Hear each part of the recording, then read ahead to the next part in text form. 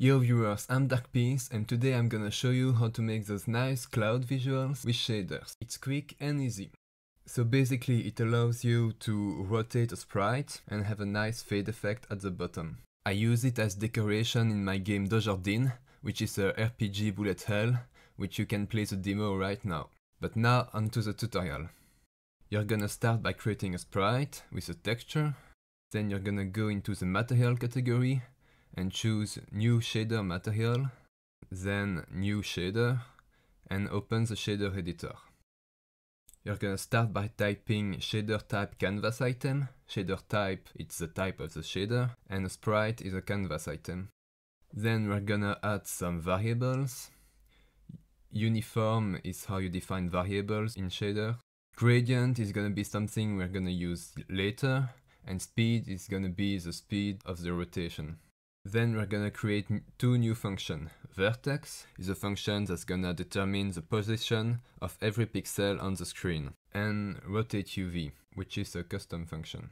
The pivot parameter, we're gonna use it later. And the rotation is time multiplied by speed. So by knowing the time and the rotation speed, you know which angle the sprite is gonna be at. The pivot is gonna be the position of the fading. Right now we don't need it, so we set it at texture pixel size, which is the size of the entire sprite. We're gonna take the cosinus and the sinus of the rotation angle. And as you can see right now it's not moving.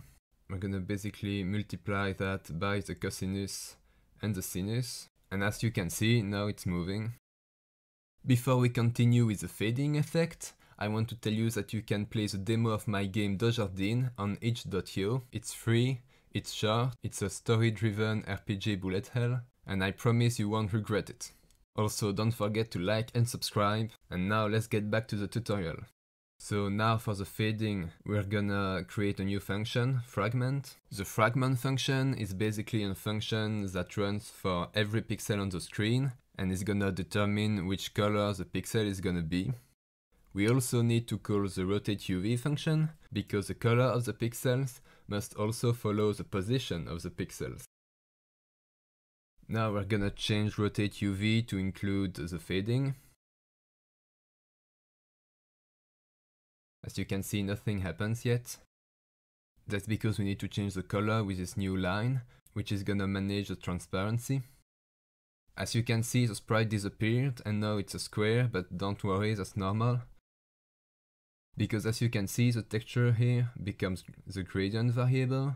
And so now it's the time to set the gradient variable. We're gonna go into shader param. Here you can change all the variables like speed and such. We're gonna select our gradient file. It's a simple PNG file, you can download it in the description. And it's just a gradient. The only thing we do with this image is taking the transparency. So now our texture has become the gradient, and we're gonna take A, which is the transparency, and it's gonna become the red value. It could be the green or the blue value too, but not the transparency itself, because it's gonna create that weird thing.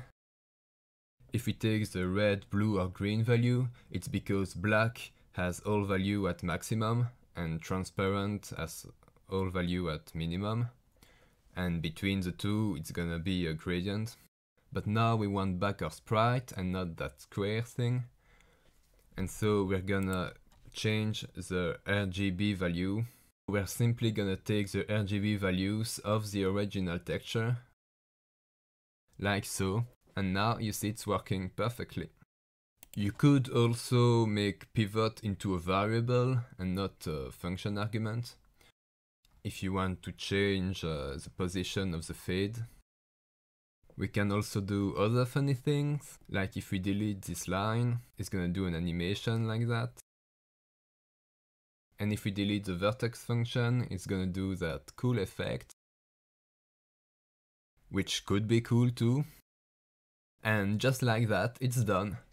You can now change the transparency, the scale or whatever, and put it everywhere. Thank you for watching. If you have any question, you can join my Discord.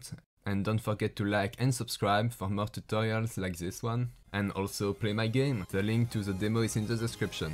Bye!